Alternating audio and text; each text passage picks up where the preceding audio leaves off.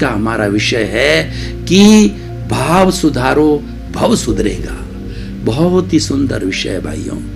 भाव का अर्थ होता है हमारे भीतर क्या चल रहा है। भाव भीतर रहते हैं और विचार भीतर रहते हैं और बाहर जो आता है उसकी निष्पत्ति आती है। कैसे? हम चिंतन करते हैं घर से। मैंने चिंतन किया कि मुझे स्टूडियो जाना है, तो घर से चिंतन किया मैंने 4 बजे, इस 4 बज गए हैं, समय हो गया है, स्टूडियो जाना। ये चिंतन भीतर था। उस बाहर की निष्पत्ति क्या थी? मैंने स्कूटर निकाला, स्कूटर चला करके निश्चित समय पर स्टूडियो आया और स्टूडियो के सभी सहपाठियों के साथ सभी मित्रों से सहयोग मिला और मैं वो ज्ञान आपको बांट रहा हूं। अगर मित्र सहयोग नहीं करते तो ज्ञान आपके सामने कैसे आता?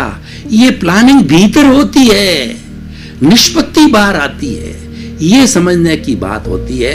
तो हम भाव की बात कहते हैं। देखिए, भाव को समझने के लिए हमें गंगोत्री में जाना पड़ेगा। जो गंगा है भगवान शिव जी की जटा से निकली है और वो हरिद्वार से निकल कर गए। भगीरथ ऋषि ने प्रार्थना की शिव जी से, इस गंगा को, इस अमृत को इस धरती पर बहाइए और पापियों का जो उद्धार कीजिए। शिव भगवान प्रसन्न हुए उनकी जो भक्ति से और गंगा जटा में से निकल करके शिव जी की और हरिद्वार के माध्यम से ये बहती बहती पूरे हिंदुस्तान के अंदर बहती है। तो मैं उस गंगोत्री में ले जाना चाहता हूं। उस गंगोत्री में क्या है? उस गंगोत्री में एक तो हमारा प्रभु है, जैसा मैंने प्रारंभ में कहा, और एंड तक एक ही बात कहूंगा, जिस ईश्वर की मैं बात करता हूं वो भीतर बैठा वो ईश्वर है।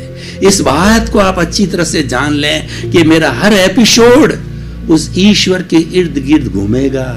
कैसे घूमेगा मैं बताना चाहता हूं कि एक बार शिव और पार्वती ने ये घोषणा की कि मेरे 2 पुत्र हैं, एक तो गणेश जी है और एक कार्तिक है। तो ये कार्तिकेय और दोनों मेरे पुत्र है। इन पुत्रों के अंदर सब दोनों में से कंपटीशन कराया कि दोनों में से ज्यादा जो है कौन शक्तिशाली है, पुण्यशाली है। उनकी परीक्षा करवाई।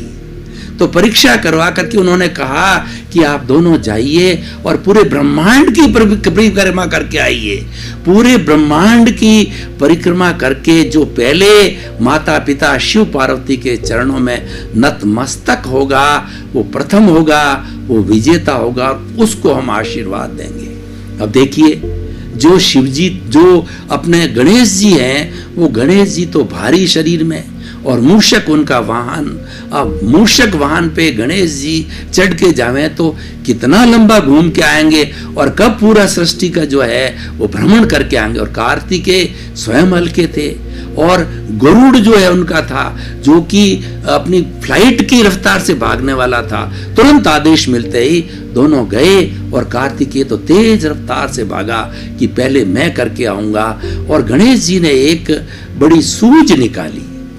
गणेश जी ने क्या किया कि उन्होंने अपने माता पिता जो है पार्वती और शिव के जो है 4-5 परिक्रमा की मूषक पर बैठ करके, तो परिक्रमा करके उनके चरणों में हाजिर हो गए।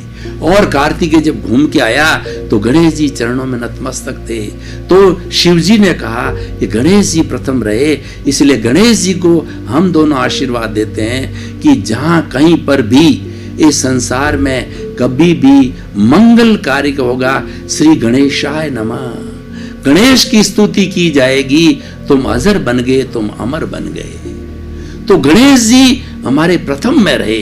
तो मैं भी यही कहना चाहता हूं कि मेरे सारे एपिसोड का जो गणेश है, जो स्टार्ट है, वो एंड है, वो भीतर विराजमान प्रभु है, भीतर विराजमान आत्मा है।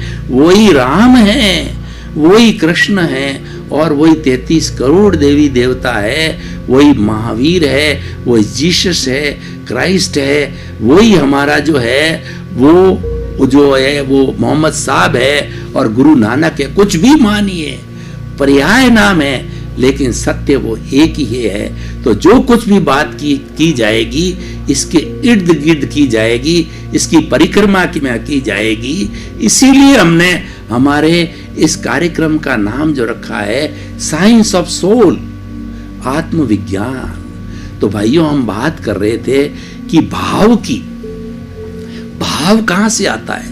गंगोत्री में जाते हैं, जो प्रभु विराजमान है वो स्वतंत्र नहीं है, उसके साथ के अंदर अशुद्धि है, कार्मण शरीर है, लिंग शरीर है, कॉजल बॉडी है, उससे बंधा हुआ है, फेविकॉल की तरह बंधा हुआ है।